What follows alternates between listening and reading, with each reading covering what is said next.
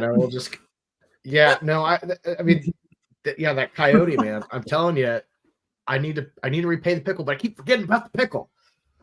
But look, enough about the pickles. Let's bring these people on because we're live. Welcome into the weekend spread. We've got a big slate for y'all. Last Bedlam, some big games in the SEC. So let's just get right to it. This is the weekend spread.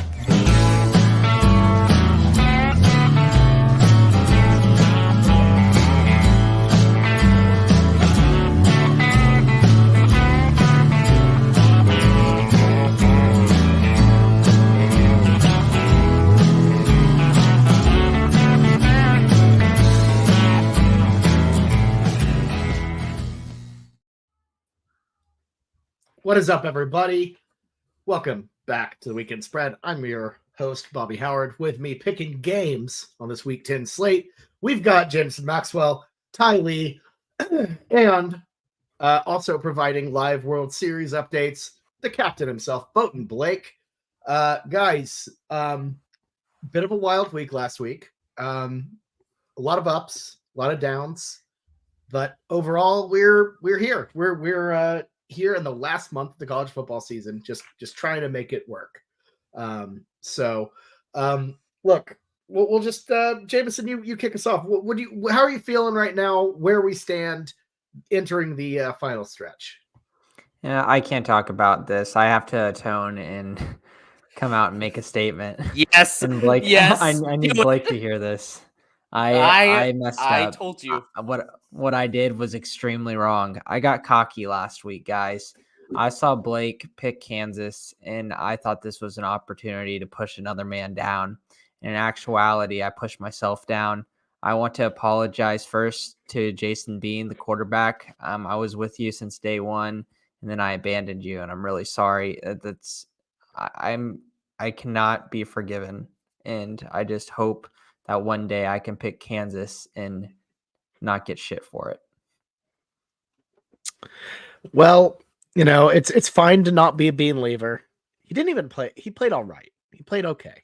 He played horrible. He played horrible, but he made the plays when it counted. I knew going into that game, I was very confident when Jameson goes against the Bean Man. I knew that was easy. Jameson going against any of his lovers, they're always going to cash. They always are going to disappoint him whenever he turns his back on him. And so I knew that was going to cash. And then Bobby still had not eaten the pickle yet. The Fruity Pebble pickle is still out there, and things just keep happening to Bobby. Very bad things. And I felt those two combos, it was a lock. That was the pick I felt best about last week. And it was from start to finish. It was a great one. So as long as the Fruity Pebble pickle is out there, I know not to trust or go into war with Bobby. I went 9-1. The one was a pretty bad one though, because it was it was the one. It's the most heartbreaking thing. And Bobby had a 10-team parlay. The one that didn't cash, I guess it had OSU or TOSU, but TOSU was minus 14. Like that was okay. Pushed. Yep. Yeah. So that is 9-1. With that parlay is worse than going 0-10. I'm sorry. It's worse than going 0-10. You would rather just go 0-10 at that point. So I know not to follow Bobby into his toughest battles this week. That's fair. That's fair. And we got a pretty tough one with Bedlam on the road in Stillwater. Ty, how are you feeling? Just a quick check-in before we dive into the slate. Yeah, I'm feeling good. Unfortunately, I'm not feeling good physically. I'm feeling better than I was earlier, but I'm feeling good about the slate. We had comparatively, I guess, kind of a rough week. We went 6-4, same as Jameson. We're kind of in lockstep down there. I have one more loss because I played my pot of greed, which was a win, but I have one more game on the record. But yeah, I'm feeling good. I mean, I do have to say I missed the OU Kansas post game podcast, unfortunately, but Blake just summarized it perfectly. Bean played terribly, but he made the plays when it counts. Bean knew that when it was crunch time, when there was like 2 minutes, 30 seconds left, the smartest thing to do was to put the game in Jeff Levy's hands. And he knew if he did that, he would win. So he threw an interception, obviously on purpose, because when does Ethan Downs ever get an interception? Yeah, they were going to score too quickly. The rest is history. Yeah, Bean knew what to do. Bean is a 4D chess, when it counts. So shout out to the Bean Man for doing what he needed to do by giving Jeff Levy the keys to the game. That's hilarious. All right, so quick check at the standings before we dive into the slate. Bowden Blake leading everything at 52-45 after an 8-2 week last week. I'm right behind him at 52-46. We are tied in the win column. I had that aforementioned 9-1 week. Jameson sitting at 48-49, not far behind at all, at 6-4, and then Ty right there with him at 48-50 with a 6-4 week as well. I do want to say that Blake, fortunately for Blake, unfortunately for everyone else, he's being handed the win here because anyone who knows ball knows that Blake should have been penalized by at least 10 losses added to his record for picking Florida against Georgia this last week. That was bad. One of the ball lower takes I've ever heard. I think he forgot that Anthony Richardson wasn't there anymore. Which would have caused Florida to get blown out even more. I picked Houston versus Kansas State. I think that's the hugest L. that was atrocious. We knew that Houston team was awful, especially on the road, and that was a bit stinky. See, that's what happens when I turn back to my old loves. I did that, and you know what? It didn't work. You got a little cute with the Duke game too. Yeah, that would. It's okay. I told you. Like another ball not nowhere game. Only one Island Boy hit last week, and it was Blake with Kansas. Everyone else. They were what 1-4. Islands were 1-4. So pretty tough go. It's okay. We move on with winning records this week. Let's hit this slate. Yep, let's do it, Jameson. We're kicking this thing off with a surprising top 15 matchup. I've had this one kind of hanging out in the slate for a while, and I've kind of been ready for Missouri to drop out, but they haven't. The number 12th ranked Missouri Tigers, 7-1, 5-3 against the spread. They're heading between the hedges to take on the Georgia Bulldogs. Not top ranked. I forgot to change that one. They are ranked third in the CFP poll, and they are 8-0, 3-5 against the spread. Dogs favored by 15. You can find this one 2:30 p.m. Central on CBS. Blake, as the number one picker, once again, you lead us off here. Who do you like in this game? They're number 2, by the way. Sorry, Blake. That is true. I'm not going to get fooled. I got fooled last week into picking Florida. Not going to get fooled into this one. An easy one for Georgia. I think this Missouri team, although they played strong, they've really played nobody, and Georgia hasn't either, but at least I trust Georgia to actually get things done.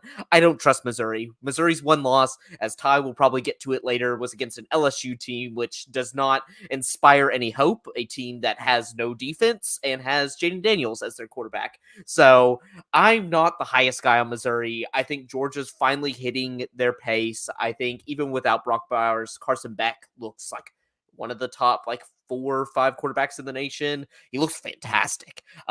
So I'm just going to make this one easy. Give me Georgia. Also, the fact that Missouri almost beat them last year, I feel like that's fuel to Kirby Smart's fire, just to be like, you saw what happened last year whenever you slept on these guys. They kind of almost bit you in the ass. They're not going to do it this year. Give me Georgia. Yeah, no, this is an easy one. I feel like every other year we have a situation where an upstart SEC East team comes in to Athens, plays Georgia, and it's like, oh, well, this might be a pre-trap situation. Georgia's always ready for it, and they always win big. Give me Georgia minus 15 over Missouri. I'm picking Georgia, but I don't think this is as easy as y'all think it is, because I think, Missouri's got some offensive players that can at least keep this game somewhat close enough for a backdoor cover, but don't rule that out. I'm going to go Georgia, but I wouldn't put money on this one outside of the weekend spread. Yeah, I like the dogs in this one. Obviously, I've been high on the dogs. I think that they've played down to a lot of people this year, and I was very impressed by the way they played up in the world's largest cocktail party. I just think that, looking at their schedule, it gets increasingly tougher. It's not necessarily a super tough schedule.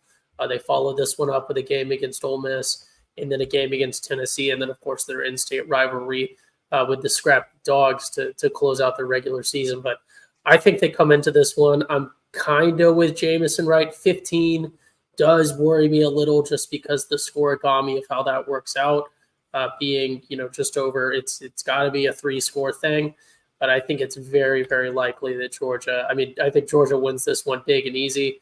A little bit worried, but I'm very confident in the dogs in this one. That my closing made no sense there. I'm a little worried, but very confident. Give me the dogs. I think I know what you mean. I kind of get you. That you're confident in the dogs, but you're freaked out by the 15 number because the 15 number is weird. Yeah, I'm a little worried, but forget it. We ball. I like it. Let's move on to the other side of the SEC, where the 14th ranked LSU Tigers, 6-2 overall, 5-3 against the spread, head to Tuscaloosa to take on the 8th overall Alabama Crimson Tide, 7-1, 5-3 against the spread. Bama favored by 3. This line has been shrinking. Find this one, 6:45 p.m. Central on CBS. Ty, who do you like in this? This one, right? People are like, oh, wow, Bama, they've been down a little bit, but you're saying LSU coming into Tuscaloosa, Alabama, where Bama has lost this season already, and Bama's only favored by 3. What's happening here is the same reason why slot machines at casinos every now and then, like once a week, they'll pay out like a big jackpot. Vegas is giving you this -3 for Bama right here. They want you. This is not a trap. This is not, cheese in the little trap. This is one that they want you to win so that you continue to play the game and lose on all the other ones. Bama -3 is so clear to me here. The thing about this LSU team that y'all got to know, I'm sure y'all are going to dive into it, but I came up with this the other day. I'm always very proud of my own takes, but this is just USC, but worse in every way. So imagine, what if USC went into Tuscaloosa and all you had to do was bet that Bama would win by 3? Even this Bama team, Bama down here, this LSU team has just way worse Caleb Williams, a way worse head coach, a worse defense. They're literally they're like USC if you tried to draw USC from memory and then you also weren't good at remembering things or drawing. Give me the Tide -3, easy money. Yeah, this is the easiest pick in the spread because LSU's defense on the road has been atrocious. Let's throw out the Mississippi State game because Mississippi State is already cheeks on offense. But let's go on a little ride here for LSU. 39 points to Missouri, 55 points to Ole Miss, all these games on the road, and then 45 to Florida State. Here's another quality opponent. And I understand Alabama's offense isn't, what it used to be in the past, but they're going to look really good versus LSU defense. Give me Alabama easy here. Yeah, not a lot to say about this one as well. Alabama has obviously been slept on a bit. Everyone's seen that USF score line, that performance. They know they lost to Texas. They haven't looked like themselves. In fact, they kind of look like this weird, scrappy, fun team. Like if you completely took off their branding and just put a purple horned lizard on them, then you'd be like, oh, they're fun and scrappy. They win all these games close. They're really endearing. But the thing is, they're Alabama. So everyone wants the Tide to fall. Everyone wants them to be bad, but they're a better team than LSU. Everyone's completely forgotten about the LSU Tigers after they got mollywopped by FSU. And, frankly, they just haven't done a lot to impress me since. They beat Auburn pretty good, and then they beat Army recently. It's just, I don't know. I don't think the Tigers are back by any means. I think they're a pretty poor team, and I think Alabama at home is going to run away with this one. And just to clarify, beating Army, I think used to be, right, OU fan take, but beating Army used to be fairly respectable because they presented something completely different to you. They always kept it close. That one was like, oh, you beat Army, but they might be an 8-4 team. That's not this Army team. Nope. Agreed. That ain't it. Very poor. Very bad. Very bad. And they're not going to be independent anymore, Blake. I know. They're going to the American. What the heck? What the heck? The American's going to be such a bummy conference now that SMU is leaving. It's Tulane's going to go back to the original form, not be good. Yeah, SMU's been playing well. That's the funniest part about it is like this SMU team is probably pretty decent, but the fact that they lost to OU and then got demolished by TCU the next week is just like even in our worst, we still beat you. But it's gonna be horrible, and they're not even like a fun conference either because I'm like Conference USA really sucks, but they at least play on Tuesdays and Wednesdays, and that's fun. It's just like American football is gonna be like Saturday's really crappy performances, and I guess like they're doing a weird scheduling thing with Army Navy. It's technically like they'll never play each other in conference, but it's like it's not considered a conference game because it's played after the championship game. Oh, weird. Yeah, so Oh, like that is so they weird. can't like they have to do something weird with it because it's like Well, a what if they both exhibition. make the wait? What if they both make the American championship? I think they play it twice. Like I Oh, think God. yeah, it's That is awful. It kind of makes it's like a OU Texas thing, whether or not you're going to put the hat up, basically. but it would be Gotcha. hilarious that They it also happened don't think 2 it's weeks in ever a going to row. happen. It's one of those Yeah, like I it'll don't never think happen. So it'll Fair, almost fair. definitely happen like next year. Yeah, within 2 to 3 years, it's happening. Oh, that would be. You have to watch it twice. Like, Ugh. All right, Blake, who do you like in this game? I digress. So I want to be cute here. I like LSU a little bit. I was on them at the beginning of the season. I thought they were going to win the SEC West. But there's just a looming thing in my mind that if I chose LSU, this is like the Florida game last year, Ty would be leading the show next week with the ball not nowhere take. And I think he's kind of right because the LSU defense is horrible. Like Harold Perkins was touted as this like godsend to defense. He's kind of been low-key cheeks this year. Well, you want to know why? It's because they're not even playing him in the right position. They he's took him coached away by from the edge Brian rush. Kelly. They're trying to play him as like an inside linebacker and like have him all over the field. It's just horrible. Just put him on the edge and let him run. It He makes needs no to be going sense. downhill in kill mode the entire game, and they don't do that. You just have to have him like a Micah Parsons role. You're just always like kind of lining him up to just go like nuclear on whoever the quarterback or whoever's in front of him. I don't know what they're doing with him, but I gotta go Bama. It's Bobby said it best. They've been scrappy, keeping it close, and like we keep on thinking this is a different Bama team, and it probably is. Like it's probably a little bit different. They're not blowing teams out, but like they're gonna get Bama-like results. It feels like it. I just have a feeling they're gonna be 11-1 going into the SEC championship with a chance to go to the playoff. Like even in their worst years, they still stumble into these really good records, and also it's just like Nick Saban. He's done it before, but doesn't do it often. Doesn't lose to like the same teams twice in a row. I think like probably the last one was Ole Miss, maybe Ole Miss with Hugh Freeze. Like it's been a while. Like he's just so good about that. Like I feel like every year when A&M plays them frisky or A&M beats them, like I'm like, oh, it can happen again. No, it doesn't. Like it just doesn't happen against Saban. So 3 points at home. That's just home field advantage, and I think Bama's just all around the better team. So give me Bama. All right, it's a sweep for the Tide. Moving on to our next game. It's the 5th-ranked Washington Huskies, 8-0, 3-5 against the spread, though. Sheesh. Going on the road to take on the USC Trojans at the Coliseum. USC ranked 20th in the country, 7-2 overall, 2-7 against the spread. These are two very unpredictable teams who have had just really poor runs of form recently.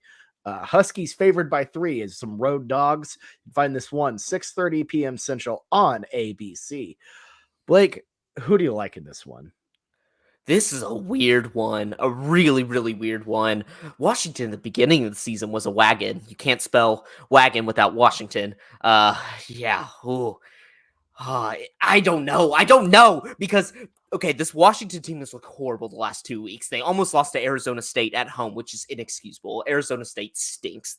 They are a horrible, horrible program. And then they go up against Stanford again and kind of play it close against them. And I know Stanford gets a little bit of the limelight because they beat Coach Prime at home. The Stanford team's not good. They are just not good. Like they don't have dudes anymore. It's not your Andrew Luck Stanford. Like Stanford's probably one of the bottom 5 or 6 Power 5 programs this year. And they're like messing around with them. But on the other side of it, USC is just giving up on defense. Like they're just going to allow teams to run all over them. They don't care. They're going to try to get in these shootout fights because Cal, they're frisky, not great. Cal was leading at halftime. Like, they almost lost to Cal. It just seems like this USC team is quitting in front of our eyes. Caleb Williams is just not it. I feel like Washington at least has something to play for, and that's really what it comes down to. It, like, for me, it's just like Washington can still make the playoff. They can still make the Pac-12 championship. USC is toast. They're done. Like, they're going nowhere this year. So I'll take Washington with a 3. I could just see this one being just like 56, 53, Washington push type of thing. Like, I think this is just going to be slinging the ball all around the field. So give me Washington just because I think USC's defense is just hot garbage. Yeah, I don't think the past couple weeks for Washington have really been indicative of who they are. I think after that Oregon game, they might have gotten a little bit bored. Yeah, you can't get bored against the defending Heisman Trophy winner with USC in Los Angeles. All of this, they're going to be up for this one. Michael Penix, despite his faults, despite how poor he's looked, he's still probably the leader in the clubhouse for the Heisman Trophy. And I think he's going to put on a show. This is a primetime game, ABC. And I would be shocked if we saw a lackadaisical bad performance from Washington here. We know who this USC team is. They are buns. That this team is bad. And essentially, I feel like it would be a close game if it's like Washington at like they're pretty bad and USC at what they are. But I think Washington's going to come out and really just blow the doors out of USC here. So give me Washington -3. I feel really comfortable about this, which means that's where they get up. I mean, I can see a world where USC does it, but the problem is the world is not this one because they have 2 losses. And like Blake said, this is going to be a want-to thing. I don't doubt for 1 second there is a significant portion of this locker room that's lost, especially on the defensive side, in terms of want to and just having that extra edge. You need to go out there and have an edge when you're playing one of the best offenses in the country. It's going to get absolutely ugly on the defense. We thought it was bad as of recently. Washington should absolutely just have a clinic on them. I don't think USC's offense can keep up. Give me Washington -3. Yeah, I think Washington is, for some reason, severely disrespected in the media rankings. I cannot wrap my head around. I understand I have cold takes every week, but I cannot wrap my head around how Florida State is ranked above this Washington team. It does not make sense to me. With all that being said, there's one thing that we really, really have to consider. This Washington team is good. They've had some down weeks. I'll maybe excuse the Arizona State one because they've kind of been scrappy with a lot of people. The Stanford one, like we said, inexcusable. Penix, I think, might win the Heisman. That we might have the worst Heisman in like a long time. This Heisman race sucks. Yeah. So this national championship race, like with JJ McCarthy is probably going to win it because they play a bun schedule till Ohio State, and he is not the best player in the country. It genuinely should be. It genuinely should be. It should be Ollie Gordon right now out of Oklahoma State. Honestly, like I think what we've seen,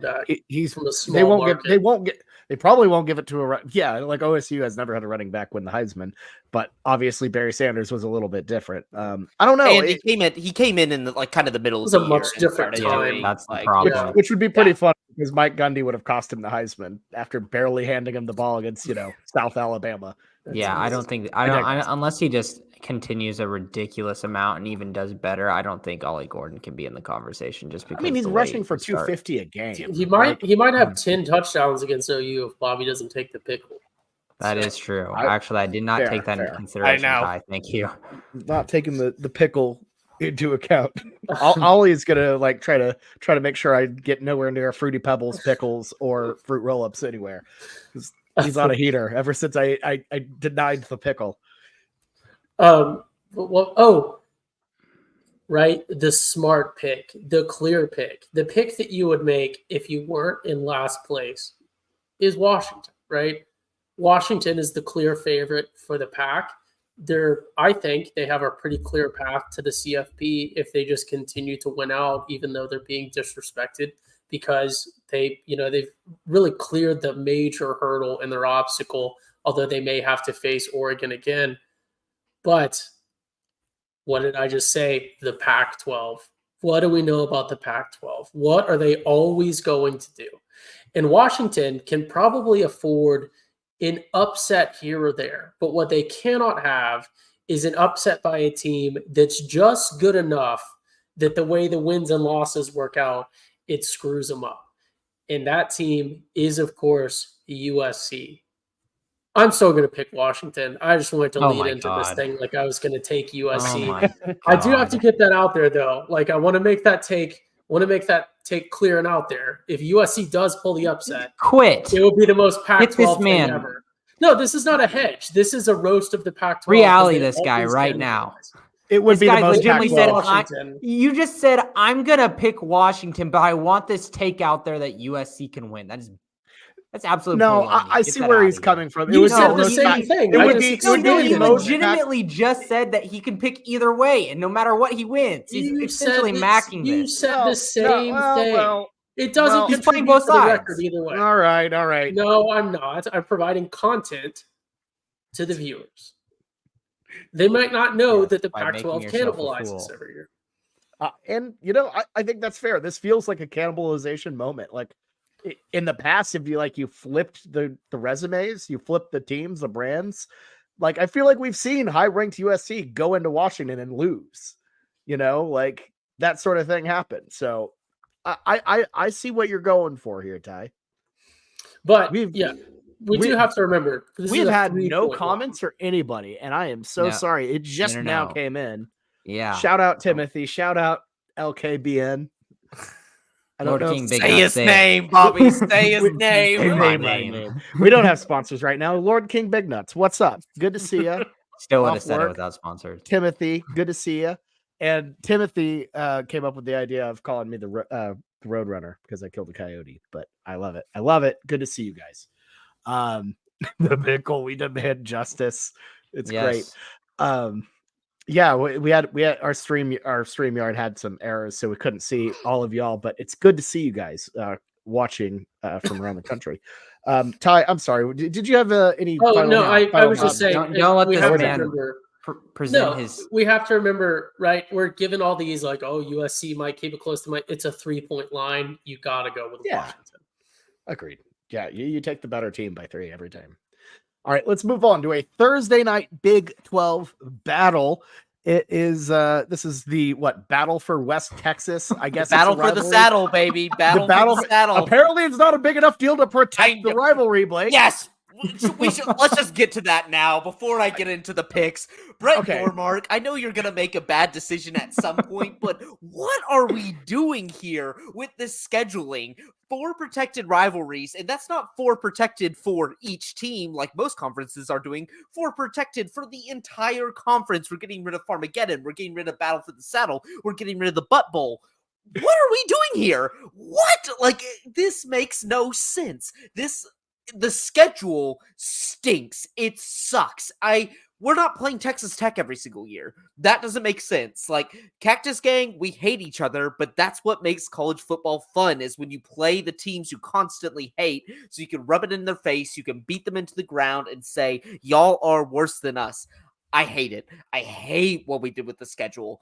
And it doesn't even the 3 protected rivalries make sense because then you can do a whole, you play every team every for 2 years or whatever. Yeah. I like that.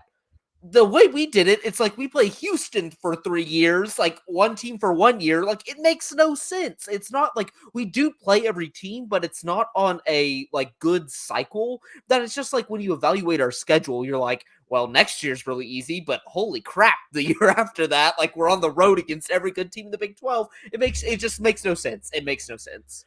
It's parity, but not every year over over a 4-year span. It's not a very good system.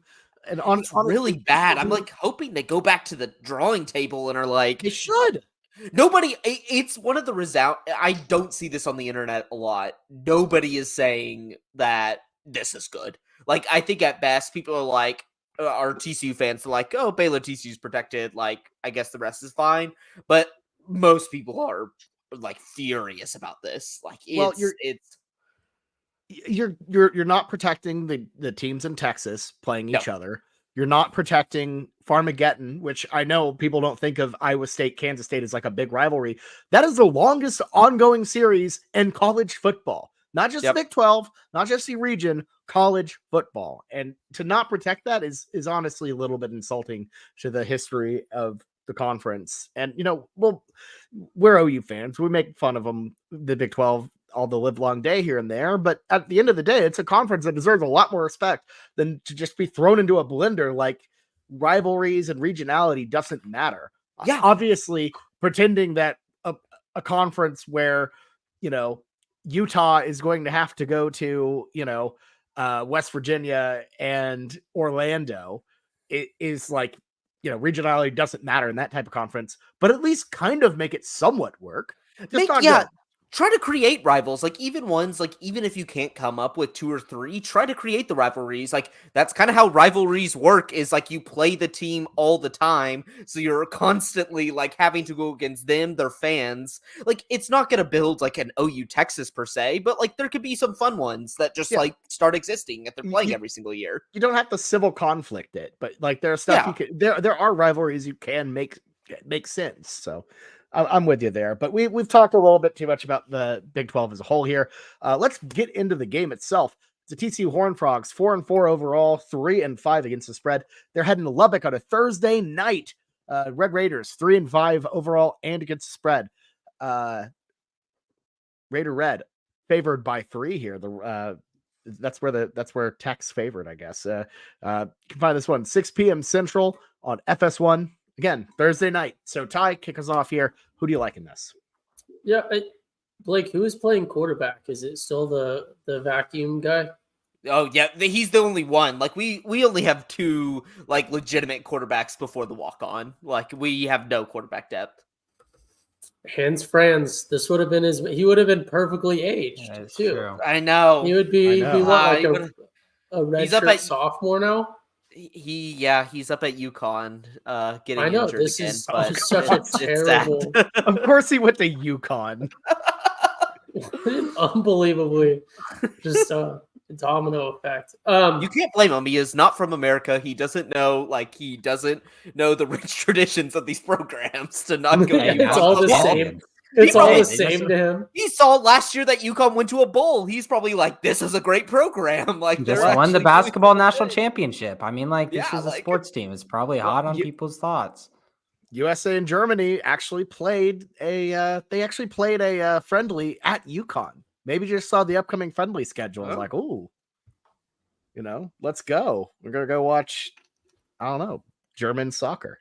Anyways, Ty, you got it. I'm sorry. Okay. Well, Hoover, vacuum cleaner quarterback at TCU. He's the perfect quarterback for TCU because Blake has always given this take about it's actually really good if your quarterback throws interceptions because it's basically just punting, but you make an attempt. And what did he get? He got a dude who has like a 1-to-1 interception to touchdown ratio. So give me the Frogs. I don't like Tech that much this year.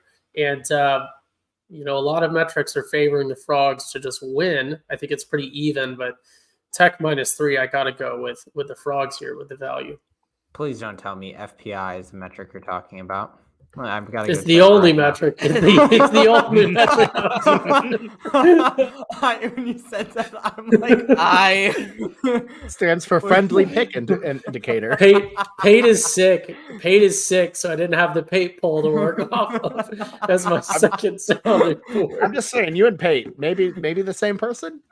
I'm addicted to the FPI because like it has been debunked for about 10 years, like why you should not use that stat. But it's like one of the only stats that is given to the College Football Playoff Committee. Like it is like one of the only ones that they see. And like anybody that knows anything about numbers is like, this is the worst stat you could look at. Like, do not look at the FBI.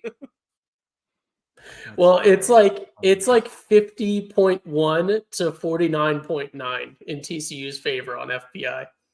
Oh, Lord bless our souls. All right. This is what I've been doing the past couple of weeks with TCU. I close my eyes and I envision how Blake's going to talk in the group text for the week after this. And I just see it. First half, Hoover's got 2 touchdowns, 0 interceptions. He's got about 180 yards, and he just leads the Frogs to a win and brings back a little bit of joy back into himself. This whole like undulating path that Blake's going on with the Frogs, where he's like, oh, we're back. And then he turns into, oh, we're horrible. It's going to go right back up, baby, with that big win that he needs so bad versus his beloved Texas Tech. I can just see it. Everyone just close your eyes and think about it for a while. Think about it, listeners. You'll hear it next pod. He's going to be high on Hoover again. So let's go Frogs. So you're saying Blake's going to get a semi-rivalry win and a World Series in like the span of like 2 days?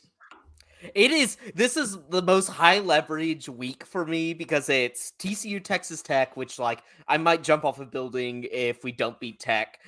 We have to close out the World Series. We've gotten to 3-1 before and we know how that went. And then Cowboys Eagles is on Sunday as well. Like that is getting overlooked. That is see, like a big. I'm 100% in on TCU then because that's 2 legs of your little 3-leg parlay are going to hit, and then the Cowboys are going to put up a stinker, and you're going to be at the end of the week like, what was it all for? That's the problem I'm having right now because none of my teams win all at once. It never happens, not even in a weekend format. So I'm like, who's going to give of these 3? Because these 3 are pretty big games, pretty big moments for me right now. Which one's going to give? I don't know which one I want to give. I know for sure not the Rangers. Not the Rangers. I don't think I can come back. I cannot like that one, but I can't choose. I can't choose between losing between the Eagles and then losing between Texas Tech. You sacrifice the Cowboys. They're going to let you down eventually.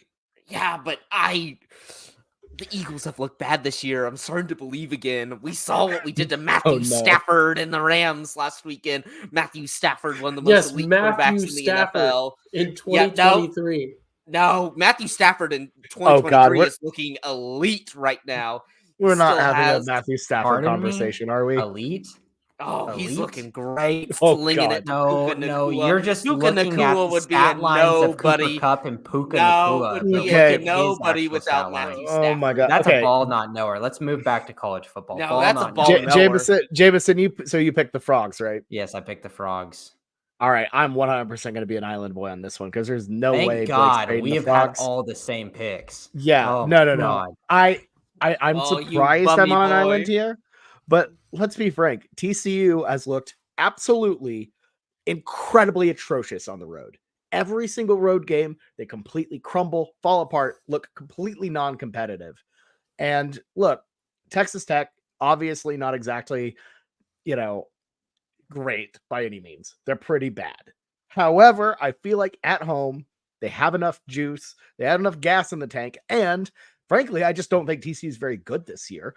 That I feel like with a Thursday night crowd, I get that it's not going to be a packed AT&T Stadium, Jones AT&T Stadium, of course not, but never is, especially when they're bad. But I think there's a little bit there where I think they'll get a little bit rowdy, power the Red Raiders to a win here. It's a rivalry. Say what you will about like how many fans come up from Dallas, whatever, and how bad TCU is. They still have that we just were in the championship kind of glow to them, even though they're horrible. I think Tech gets up for it. And I think they roll pretty solidly here. So Tech -3. Hey, Baron Morton's back, baby. I don't care. Like, that's the thing is, like, people are asking on the boards, what's Baron Morton doing? Is he playing? Is he not? I don't care. I don't care who's playing at Tech, for Tech's quarterback, because I know one thing. Even in TCU's worst seasons, we dominate the rivals. We dominate Baylor. We dominate Texas Tech. In that little cluster, we are the best team. It doesn't matter how good we are. It doesn't matter how good they are. We just own them. This is the easiest one on the board. Give me the Frogs. Bobby's talking, bad on the road. We played on the road 3 times this year. Kansas State, which was horrible. I will admit that. Iowa State, where our starting quarterback got injured, and then we whooped Houston on the road. We have not been that bad. And this is not a road environment. See, exactly. That should give me more empirical evidence because that Houston crowd, that absolute nobody in the stands, is going to emulate more what it's going to be like in Lubbock this Thursday. They don't come on Saturdays. They're not coming on Thursdays. That's all I got to say about that. So, not really a big home crowd. TCU just owns Tech. That's what it boils down to, Bobby. It's just empirical evidence at this point. We just own them. I don't care who's starting for us. I don't care if we're to an entire team of walk-ons. We're winning this game. We are winning this game. Frogs money line. Give it to me. And if just for like a little smart person take, Texas Tech runs the cover 3. The smart football people tell me that Hoover carves it like a Thanksgiving turkey. We're now in November. Carves up that cover 3. Size. We got a sample size of 1, baby, but carves it up. Give me the Frogs. He's gonna. Oh. Okay, look. After hearing that from Blake, any of y'all guys want to, mulligan and join my side? Because honestly, I feel significantly better about my pick. Sample size of 1 for how many? Somebody 100%. Carves the turkey 1 time. That's all you need to see. How many turkeys do you have at Thanksgiving that need to be carved? Carved turkey 1 time. Good carving. Your quarterbacks are named after a vacuum and what I can only imagine to be a Dune character. Let's move on to our next pick here. It is. I'm just going to call this a culture shock bowl. It's the BYU Cougars, 5-3, 3-5 against the spread, heading to West Virginia. 2 mountain folk, very different mountains. The Mountaineers, 5-3 over here, 5-3 against the spread as well. They're favored by 10. You can find this one 6 p.m. Central on FS1. Blake, kick us off here. Who do you like? Whew, this is a toughie. West Virginia, big line, but it's pretty easy for me. I just feel like BYU can't get off the mat anymore. They're like frisky enough. Like they played decent against Texas in the sense that like Texas didn't completely blow them out. Sure, did Texas cover the spread? I believe so, but the spread was 17.5 too. Yeah, and Bobby's favorite stat, net success rate. BYU always the lowest. Like they somehow the plays they do well keep them in games. It's usually like a 3rd and long, but they are just winging it. This team is not good. They're not good at all.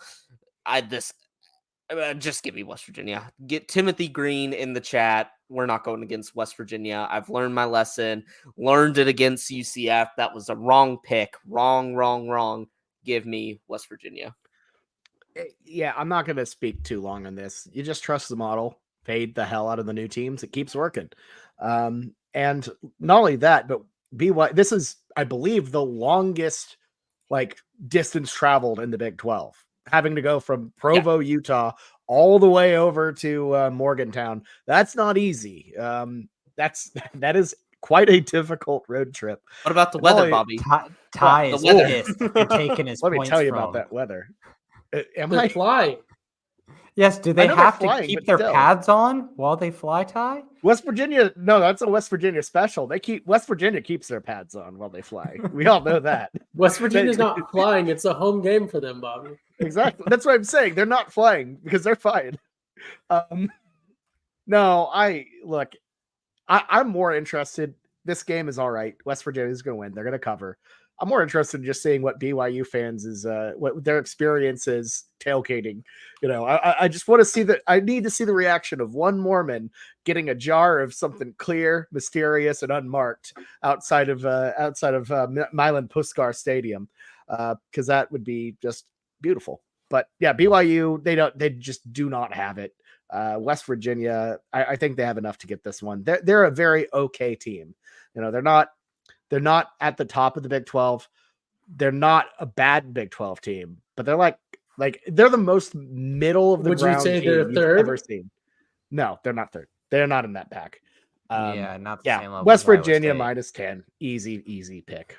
Jameson? Yeah, I like West Virginia as well. I still think they're a good team. Obviously, I wouldn't put them in the same, number 3 in the Big 12 tier, but I really like this team. And obviously, I feel like a lot of people have kind of been just throwing them away after that Houston game. I understand that. that was a heartbreaker. And then you go on to lose to Oklahoma State, who's a really good team, honestly, what we're seeing now, that next week. Let's not throw away West Virginia. BYU on the road has not been it. Not been it. The games they've been scrappy this year, it's whenever they've been at home. On the road, Give me West Virginia minus 10.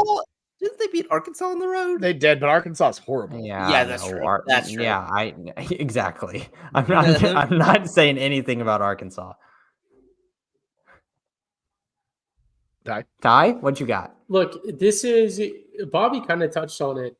It's the mountain people who developed an entire way of life to justify not drinking versus the mountain people who developed an entire way of life to figure out how to drink more, regardless of what laws may be enacted. Tax-free, West baby. Virginia in this one. Tax-free. Yeah. This doesn't even necessarily pertain to the football, but I like West Virginia in this one. I kind of turned my back on West Virginia at one point. I should have known better. We're riding with West Virginia. We take our wins with West Virginia. We take our L's with them. But I like him in this one, right? I'm a constant BYU excuser on this pod. This is not the year for that. The traveling's going to get to them. West Virginia is not an easy place to play. OU fans should know this. We've had some scrappy games in there. West Virginia gets up for games. They care about games. I love West Virginia minus 10 in Morgantown. We are such a freaking hive mind right now. There has been a total between combining all of our picks, 20 picks, and we have been 19 of them together. And there's only one pick that's different. This is ridiculous. No, the big differentiator games are coming up, though. Yeah, we're about to get to them. But I mean, we've been good together. Like last week, we didn't have a lot of differentiation, and we were really good. I think we've started to hit. That was like the only week that's happened. Bobby, can you introduce this next one, and we're all gonna pick the same side? Probably. Let's move on to our next game. There's no doubt about this one. The UCF Knights, 3-5. Save the viewers time. 3-5 against the spread. 0 Big 12 wins. Heading to Nippert Stadium to take on Cincinnati. 2-6. 2-6 against the spread.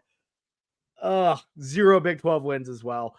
UCF favored by 350. You can find this one 2:30 p.m. Central on FS1. This one is just a stinker of a stinker. Ty, who gets their first Big 12 win? I don't even think it's possible in modern college football, but best case scenario, this ties somehow, and both teams still have 0 Big 12 wins at the end of the week. Would be absolutely hilarious. Just quick fire. You know what? All standard disclaimers aside about who does and doesn't own space. They tried to claim the ladies from West Virginia at one point, which was egregious. West Virginia, thankfully, has called them out in that hype video. Give me Central Florida, the Golden Knights. I think they get this one. I think they get the win. I think they get the cover. Yeah, everyone's going to pick UCF here. Simple as that. It's like Cincinnati. I don't care that this team is not good. And I was going to make a funny joke. I was like, it might be a little nippy at Nippert. It's not even going to be nippy. It's going to be 62. Like, that's just another negative for the Cincinnati team. Give me UCF. This is one of the easiest of the week. That's just Orlando weather right there. Yeah, it's Cincy. Sorry, whoa. It's UCF. It's UCF easy. No. That was a mulligan. No, that's not a mulligan. That's not a mulligan. No. It's a misdirection. Ty has had way clunkier misdirections. He took his hand off the piece. Yeah, but they've been intentional. There's an intention. You can't try to get me on this one. UCF, look, both of these teams have been bad in conference play. But UCF has at least looked kind of good, and they just can't get it. They look close to getting that win, but they just can't figure it out. This is their first game against a former American team, and I think they're going to be fine. Cincinnati, atrocious, tragic, disaster. The Scott Satterfield era is off to exactly how I thought it would happen, exactly how I think Blake thought it would happen. It is not a good fit, not a good hire. Frankly, they need to cut ties with him right now, because I know Cincinnati's at a disadvantage. We knew they'd have an uphill battle, but Satterfield is not the guy. Malzahn goes in here, and this American Athletic Conference Classic gets a win. That's all I need to say. Yeah, Cincinnati just emulated Texas A&M, taking Jimbo, but at least Jimbo won a national championship. everybody in Florida State wanted Jimbo out of that building, and A&M gladly took him off their hands. Same with Cincinnati with Satterfield. It makes no sense. Malzahn actually has a direction, has a feeling for it, and UCF is like actually, although I give them a lot of hate, kind of surprising they haven't had a Big 12 win yet. Like, they have decent players on that roster. Like, just being in Florida in general, you're going to have some decent guys. Cincinnati has nobody. They don't. Emory Jones sucks. They can't even figure out how to use Emory Jones. The best way to use them is running, and they just don't even scheme that up. Give me UCF. Yeah, sweet for the Knights here. Let's move on to a pretty fun one. This one is where we split, I think. There's no way we're all on the same end on this one. It's the 21st ranked Kansas Jayhawks, fresh off a big upset of the Oklahoma Sooners. What, Ty? No, you can go. Sorry, I thought you were done. Jameson, you good there, bud? No, I'm just no way this is going to be all of us. No again, way. but We've already There's stopped. no way. We've no already way. stopped Bobby. I just want to let everyone know, viewers and y'all know right now, if y'all three go the same, I'm going the same regardless of what my take is. Fair. At this point, it's business, Ty. At this point, it's business. It's the 21st ranked Kansas Jayhawks, 6-2 overall, 4-4 against spread. They're heading to Ames to take on the Iowa State Cyclones, a resurgent team, 5-3 overall, and against the spread. You can find Iowa State is favored by 2.5 here. Find this one 6 p.m. Central on ESPN. Blake, kick us off here. Who do you like? Oh, this is a hard one. Bean Lever. I was the only one that was a Bean Lever last weekend. He looked bad. Like, it was bad. We touched on it in the intro, but it did not look great at times. But they were still able to find the dub. But just a principle I go with after the big wins, especially for a small school like that, a team that has had no success in football outside of their Orange Bowl run. They were a little too happy. Iowa State's actually looking good. Matt Campbell has brought that program back. He took the criticism. They have a good defense. Jameson's making me a little bit believer, and Rocco Becht. He's like looking decent. I just feel like Iowa State at home is a little bit of a buzzsaw now that they actually have a good squad. This Kansas team, they're just so fortunate. Like, their schemes are great against really inferior competition, but when they play the big dogs, they just can't seem to get it done. Sad, but I think, the Bean Man, if he's going to make mistakes like that against this Iowa State defense like he did last week, it's going to bite him. It's going to bite him because OU threw away that game last week. Give me the Cyclones. Yeah, 3 words. Ames at night. Kansas, great win against OU, but like Blake just said, I feel like they really gave that game away a lot of times, and OU just wouldn't take it. I think this is a totally different situation. Kansas had a whole week to prepare for OU. It was a very different scenario. You know, that hype in Lawrence, all that, it doesn't travel on the road after the win. And even though I like Leipold a lot, I feel like that drop off is going to be pretty steep. So give me Iowa State. Matt Campbell, third best team in the Big 12, continues to roll, gets a solid win. And I think they win by a margin that's going to surprise a lot of people that I think will be a little bit shocked about the state of Kansas on this one, honestly. Okay. My mind is telling me one thing, but my heart's telling me the other. And let me tell you something. I am so sorry. I seriously, I have to do something so drastic right now to forgive myself for what I did to Bean. I feel like I abandoned him. And I'm not going to take this Blake saying he played bad. Oh, you're just going to look at all the negatives that happened on Saturday. Guess what? He played some pretty good football, I thought, in the rain against a Heisman quarterback who didn't really do much. Let me tell you something. He didn't play well, but I think in the weather and the situation that he's in, I think he played who's pretty the damn Heisman good. quarterback?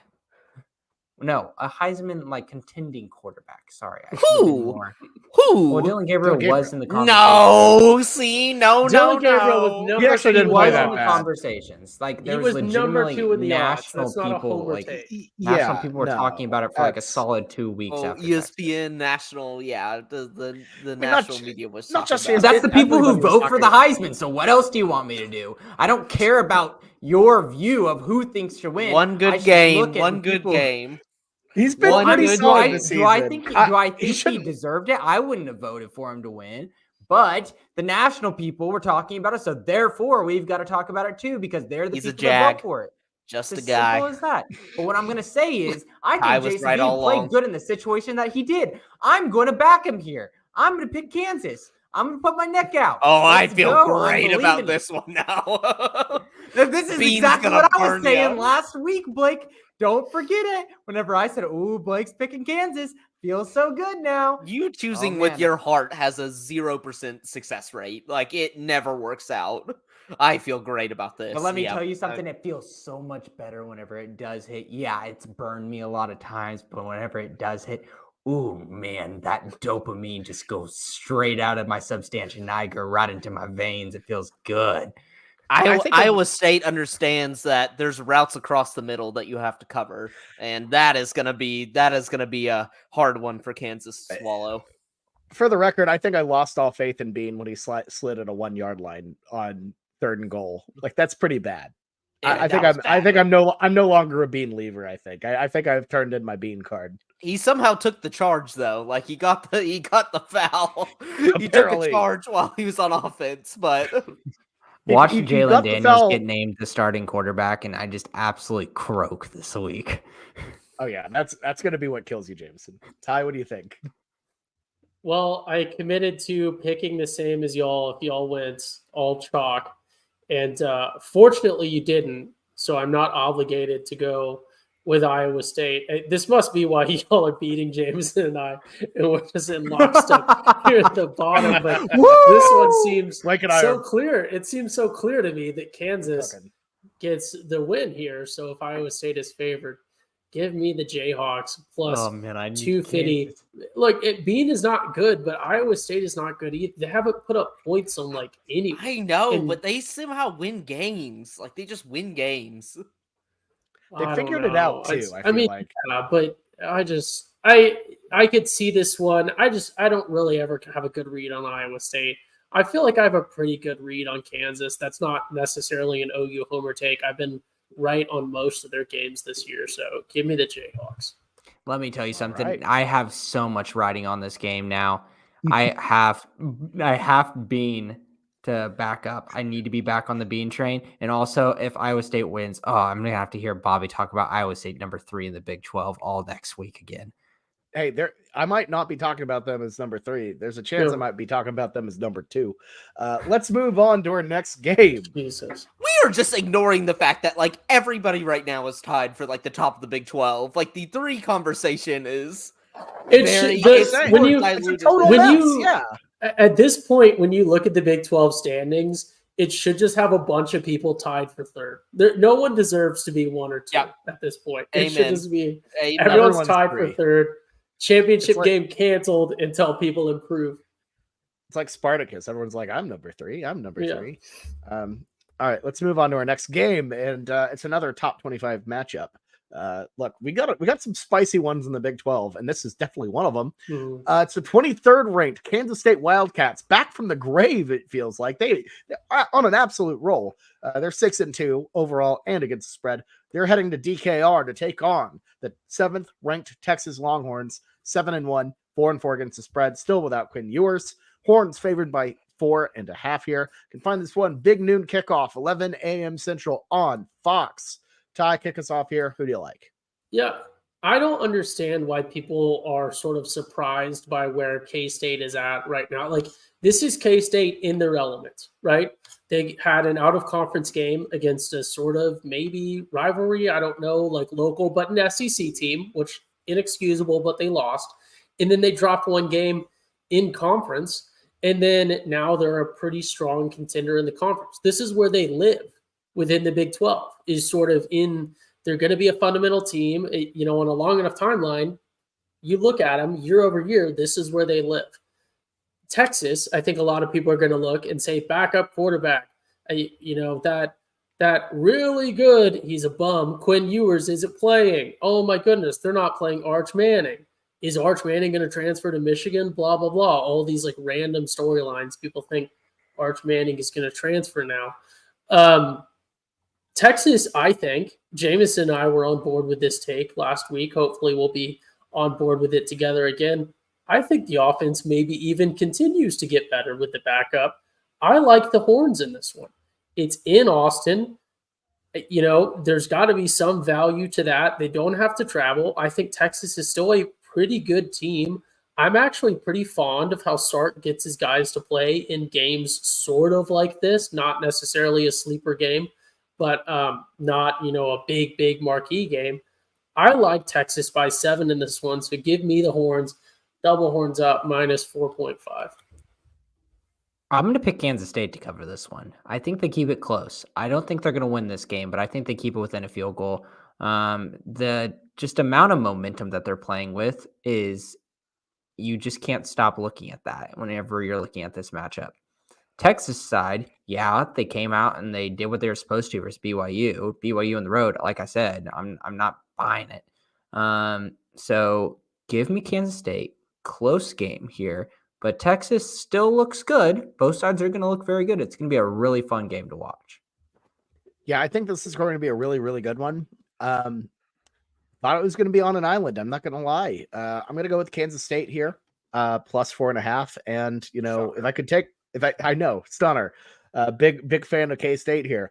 I feel like the second we thought that it was going to be an OU Texas rematch, that is when we should have known that things were about to get very, very, very weird.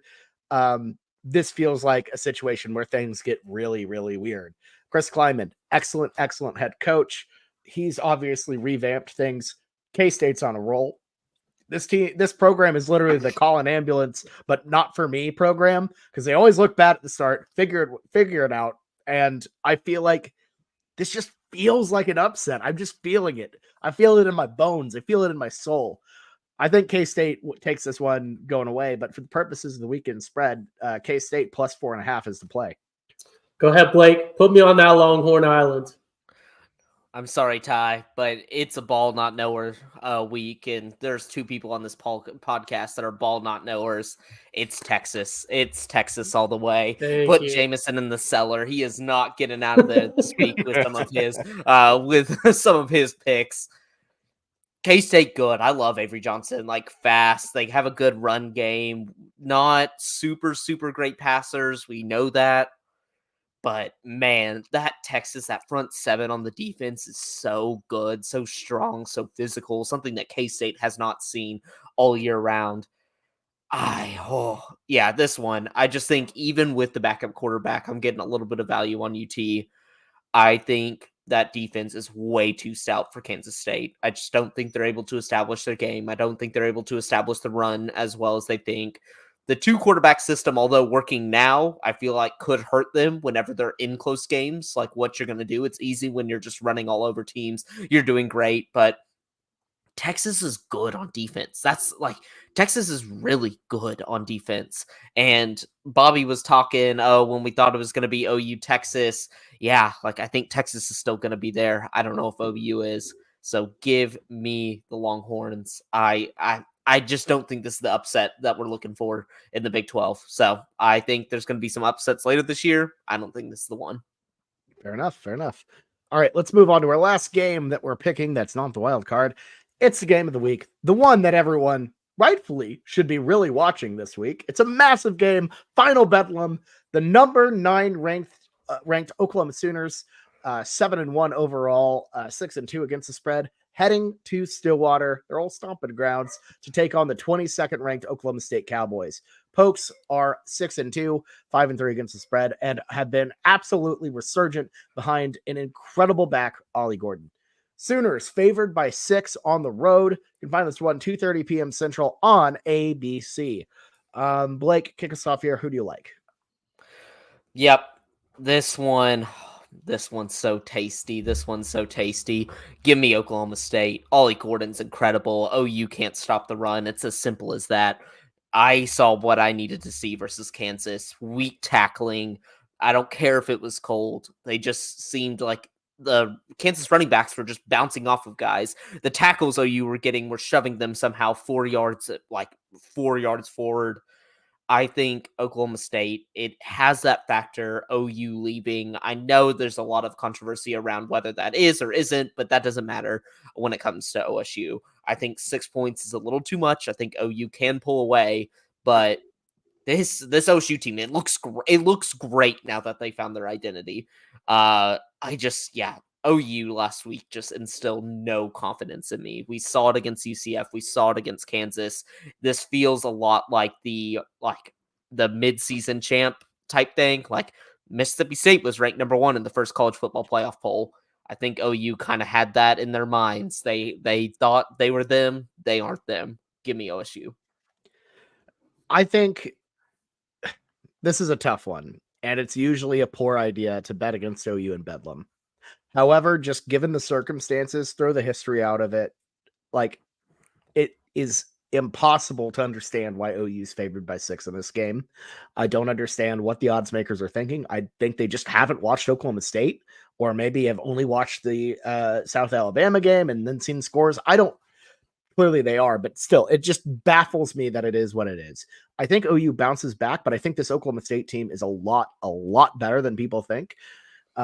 Especially with the injuries going around at OU, Danny Stutzman on a, injured ankle, I think he plays, frankly, Venables saying two fingers crossed, hoping that he plays still, on day, 4 some odd of a turned ankle. It's going to be really tough. Especially when you need your mobility to be kind of the number 1 stopper against Ollie Gordon here. Who I mean, there's no slowing that guy. He's been incredible. I think Oklahoma can make this a really good, can win this ball game. I think they will. I think if you make Oklahoma State a one-dimensional team, slow down Gordon, make Alan Bowman beat you. I mean, it's Alan Bowman. If you make Alan Bowman beat you, you can win this game. But you also have to take risks. You also have to throw the ball down the field. You have to play big in a big-time rivalry game to win the ball game. Otherwise, you're going to look meek and get defeated by a crowd that is full of people wearing orange that want you to have your ass absolutely handed to you. You cannot play meek in big games. I don't think OU does. I think they win the ball game. I think 6 is way too far. I think OU just squeaks by on this one. It's going to be a fight, just a rock fight, honestly, of a football game. I think Oklahoma State comes out, plays great, but ultimately OU off the bye week wins the ball game, doesn't cover. So Oklahoma State plus 6 is the play. But I think more than anything, this game was just kind of slated wrong by Vegas. So Sleeper agent Bobby, what do you say, Ty? You think we got something here? It's known. I mean, it's known at this point. I wonder if Bobby's going to be on the pod next year, because it's like OSU's not going to have a use for an OU sleeper agent. They might just pull him back to Stillwater. And also one thing is we did not see the coyote. Bobby might have just come up with a nice little convenient excuse to. We never saw any damage to the car either. He was just stop in in Stillwater. Stillwater during homecoming. Bobby just happened to be present. My State Farm agent absolutely knows. He just happened to be present when OU lost. He's like, no, I have to go to this away game, guys. And then we saw him in Stillwater after, probably collecting his check. Check for what? He had a tarmac meetup at the gas station with Gundy, and he was like, I'm proud of you, son. Oklahoma State will remember your service. Some sketchy activities going down at the Smoky Pokey. I think so. That's clearly the one. There could have been coyotes all along that highway, but it just happens to be one in Stillwater, Oklahoma, OSU homecoming weekend. Seems things are adding up in my head. So yeah, it would be pretty deep, I would be pretty deep undercover, but I don't know. You would, because you don't know what you would have no response if one of us that has your location is like, Bobby, what are you doing in Stillwater right now during OSU homecoming? You'd be like, I hit a coyote. See, he has a practice response. Yeah, that's what he needed, because I know Bobby, if he doesn't have that documented evidence of me being in Lawrence. Yes, conveniently on the way back. So we know what you're up to, Bobby. We know. Okay, well, regardless, Jameson, who do you like in this one? So I've been back and forth on this one, and I kind of got to thinking about it, and I think you're right, Bobby, about this Oklahoma State line not being right. But I just got this weird feeling that Oklahoma is going to do what they should have done last week in terms of their Oh, offense. yes. Yes. And I've seen it this year already. I think Jeff Lebby overcompensates for what people say in the media about him. I think he has his thumb on what people are saying. You can tell. He whenever we were saying air the ball out more after the SMU thing, he did it. I really think he's going to overcompensate, and it might actually help here. He's going to be more aggressive and put OU in more of a winning position. Now, the scary part is the defensive side of the ball. And everyone's going to say, can this rush defense stop Ollie Gordon? Hurt Danny Stutzman. People are saying, in terms of just if this was any other week or any other guy, he probably isn't playing on Saturday with his ankle injury. But Danny Stutzman's not any other guy. He's going to give it his best. Kip Lewis is an honorable backup. I think he's really feisty, and he can get and plug holes really well. I think that we can sell out enough for Ollie Gordon and put the ball in the hands of Alan Bowman and get him on the run, which he can barely even move. I think that we have a decent chance to win here by a touchdown. It's still going to be close. It's still going to be a good game. I think Oklahoma squeaks out with a win and get 7 points. So I'm going to take OU -6 here. Down to the dungeon you go this week, Jameson. This is nice. I like this. That's fine. Let's go. Here's the thing. It sounds lazy. It sounds like cliche, but Ollie Gordon is really the key to this game. I mean, OSU is running him so much. He's putting up 30 carry games, which is crazy. I just pulled up, for example, I'm looking at Adrian Peterson's 2004 stats at OU, and he had a 36 carry game against Kansas State, but he is averaging more carries per game than Adrian Peterson did in 2004. Obviously, OU had a pretty competent pass attack that year as well. I think White was also in the Heisman ceremony with Peterson when Adrian was robbed of the Heisman because of Heisman politics at the time, not wanting to give it to a freshman. But OSU was just so one-dimensional. I mean, that's the thing that they found that is, causing people to sort of reverse their ideas on them. Obviously, the quarterbacks play a part. I think Alan Bowman is, fairly decent in the realm of college football. But I think if Danny Stutzman's not healthy and OU tackles like we did last week, whether it was the weather or whatever else, this is going to be a rough game for OU. It's just, if we can't tackle, they can just give it to Ollie Gordon 30, 40 times, and they'll probably win the game because we, probably won't give up big plays, but we won't be able to get them off the field. And then our offense is going to come out and have to try to answer with jet sweeps for some reason. And then we're going to try to send Farouk up the A gap for some reason. And then we're going to try pass plays. And you just get those things where you go 3 and out because you just called 3 pass plays. And then all of a sudden here comes OSU for another 10-minute drive. So this one, I think, could be a very classic, frustrating OU game where you just see the train wreck coming from a mile away. And you have to wait 3 hours for it to play out when you already know what's going to happen after the first quarter. But I have to go. Unfortunately, this really bothers me because I feel like I had finally separated from Jameson when he had that atrocious pick in the last one. But I got to go with the Sooners here. I think that we can shut down Ollie Gordon. I'm not that impressed by his stats, to be honest, because he put up stats. Geez. Okay, no, he put up, he had 30 carries against Kansas and West Virginia and almost 30 carries against Cincinnati. He That's put what up his 250 yards. yards against Cincinnati. We didn't have anyone do anything against Cincinnati. Yeah, Cincinnati actually is looked not decent good against OU. Against OU's run attack, yeah. One of the worst in the Power 5. Yeah, that's what I'm saying. Is what Ollie Gordon is doing is impressive. You know, he did it But against it's West not. Virginia OU as doesn't well. have a bad running attack because Cincinnati has a good defense. No, I know what I'm saying is against this is against Power 5 competition. It's still really good. It's still insane. Debatable. Last week we saw the signs. The signs were there, and I feel very, very good about this pick. Fair. Ty? I mean, you have well, any- yeah, no, we'll see. No, I have the Sooners. So. Okay. All Ooh. right. Well, that's our pick for Bedlam. Let's move on I to our thought there was favorite. a chance I was going to be an island there, so thank you, Ty. No, you should have put him on it. Just sink him.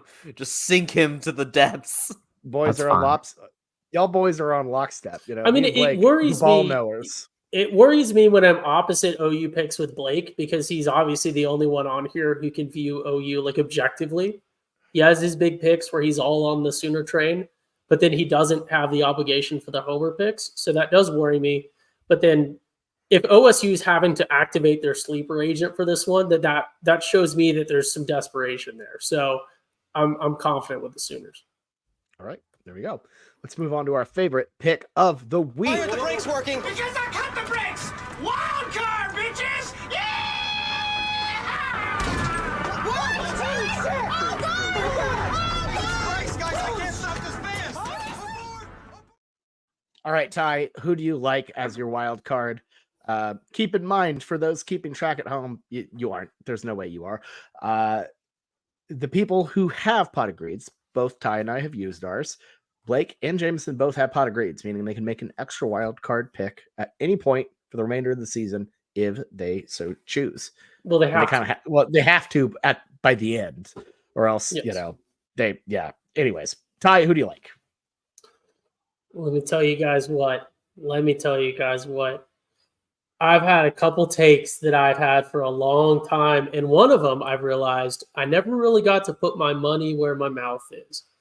I love hater takes. I love when there's a chance when the stars align and I can bet against an absolute bum who people don't recognize is a bum yet. Some people recognize. Dabo recognized this and people hated him for it. But this guy is a bum. I'm, of course, talking about DJU. People say, oh, DJU's not that bad. Not that bad. He's at Oregon Damn it, State. this is mine. He's playing Oregon State opponents. Of course he's not going to look that bad. You could put, earlier year Dylan Gabriel at Oregon State. He would probably win the Heisman. I just have so much insider information with this, right? Colorado, not doing good, right? But I've had my thumb on Colorado. I've had a good pulse on them. I understand Dion has already reached the point where he's starting to blame the players. He blamed the entire offensive line. That's not good for this take. You do not want your offensive line to quit on you. But it's obvious at this point that Dion has only taken this job just to boost his son's stats. So I think they're going to be out there. They're going to be gunning it. He's got a son and then Travis Hunter on the defense, both in the secondary. I think they're going to play good in the secondary against DJU. Pick him off a couple times because he, doesn't understand how to play. People have to understand, right? Clemson is on the down right now. Like Dabo has been exposed as a bad coach, and Dabo was still able to get an 11-win season with the handicap of DJU at quarterback. So I think that this one is clear as day. And then I have to present this on the podcast because this is just too amazing. I used to work with this guy. They had to let him go because he didn't really do any work. But one of the things he did do was back in July on this Post-it note, he wrote down his predictions for Colorado, and it has not been incorrect yet. He called the TCU win. He called the Oregon loss, the USC loss, of course. He called the Stanford loss. Like two now, he has got it right, and he didn't know the lines at the time, but his score estimates have not been that far off. And he predicted that Oregon State would be a win. So I don't know if I feel that they're going to win this one, but y'all have to remember, Oregon State is a 13-point favorite in this one, and I think it's clear that no matter what happens, Colorado is not going to lose by 13. Oregon State is not that guy. Give me the Buffs, plus 13. I respect that. That one's such a ball knower take. How Like did that you look at hurt. that one? How did you look at that one and not go, "Oh, Ty's going to pick Coach Prime and he gets"? I know. You should have. It's too. It would be like UNLV playing San Diego State, and San Diego State is like a 28-point favorite. You would have been all. They'd be like, "Well, I didn't know Blake would pick it." And I'm not like fair. I'm not like some of these low lifes on this podcast that will choose other people's wild cards. So I'm Yeah. kidding completely. And Yeah. Oregon everyone State, is welcome aboard the Prime train. No. right?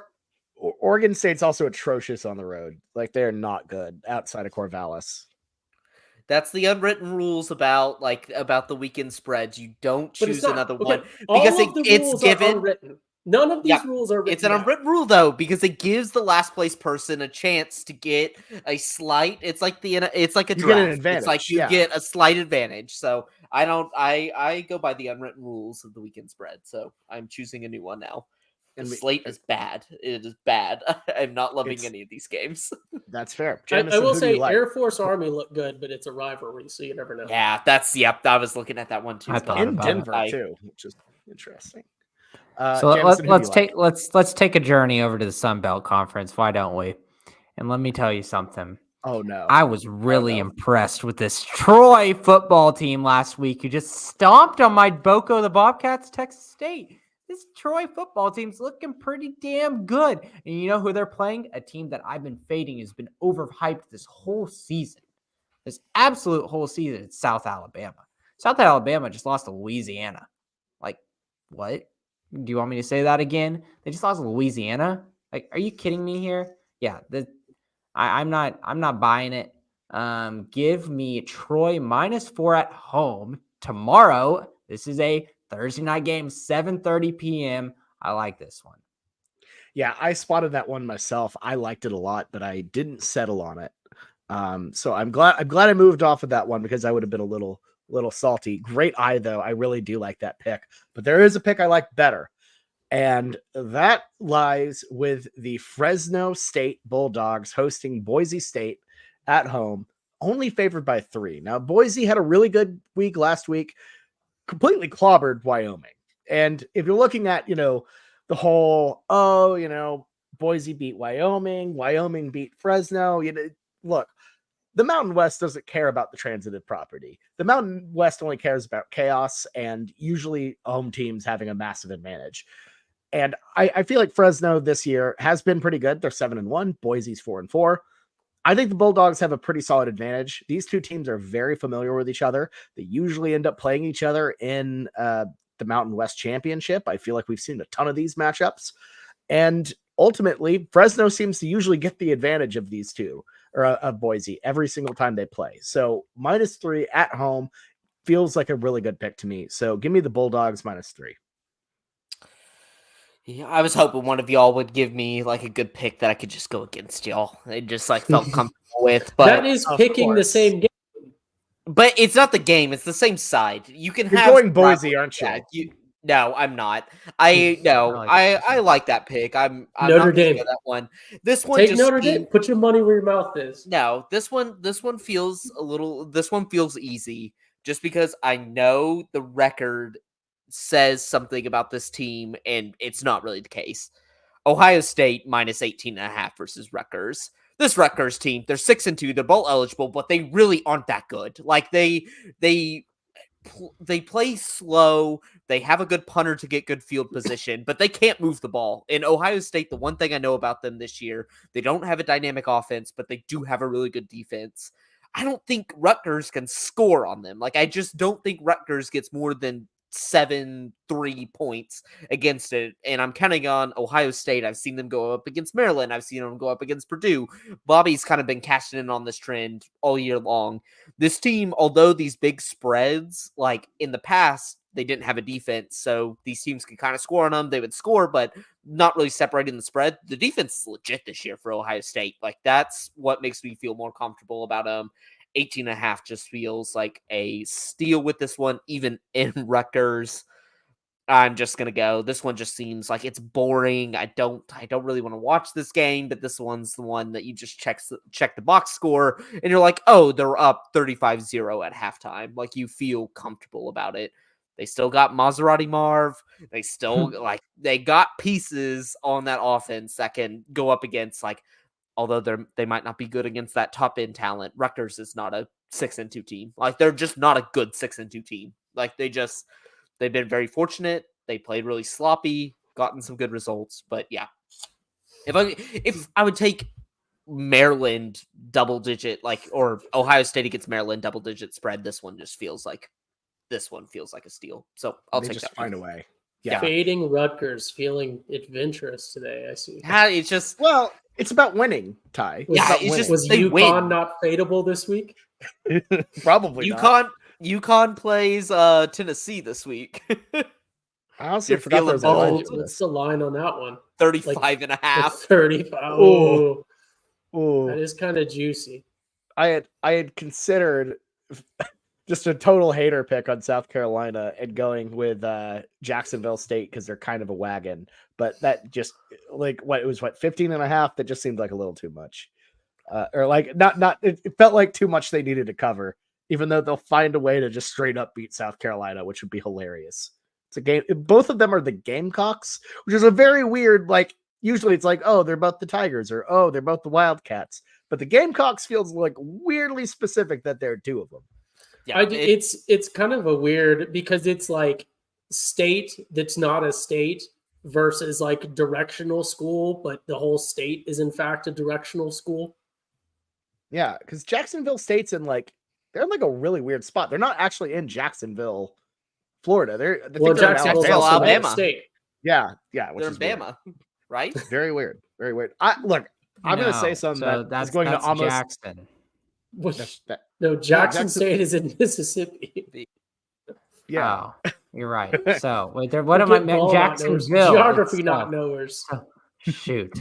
What am I missing here? There's another Jacksonville.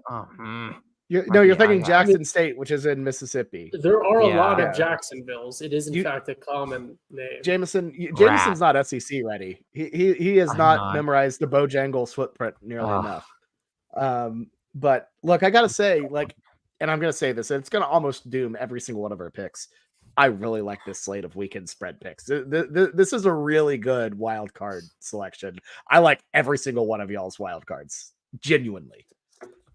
We might parlay them all. I don't want Stanky Jameson's picks on mine, but I love that parlay. Stanky Jameson. I kind of love What's it. wrong with the Troy game? I like the Troy. No, pick. I actually like that one. Great. I like that one. I really like that one. I wanted road warriors this last month. They've been on the road 3 times and are been handily beating teams. So okay, I have one thing before we go. Blake, what? And I know the line shifted. We got to stick with the original line. Where do you stand on Iowa Northwestern at Wrigley Field minus 29.5 total? What do you like there? I always get cute. I always try to go the overs because I'm there has to be some defensive, some special team touchdowns that ruin this. And every time I do it, I get screwed. Under. I'm tired of it. And the Rangers score. Yes. Okay. We have been no hit till the 7th inning. Seager, big single. Evan Carter, double. And now Mitch Garver takes the boys home. We got one on the board. It could happen tonight. Boys. Well, we better not keep you waiting, Blake. Guys, great show. We've had an absolute blast today. This has been really fun. Great run. And I'm looking forward to closing this year out strong. So so we're gonna get to that World Series game now. But on behalf of me, Jameson, Ty, and Boatin' Blake, this has been the Weekend Spread Week 10. Y'all have a great weekend out there, and good luck out there.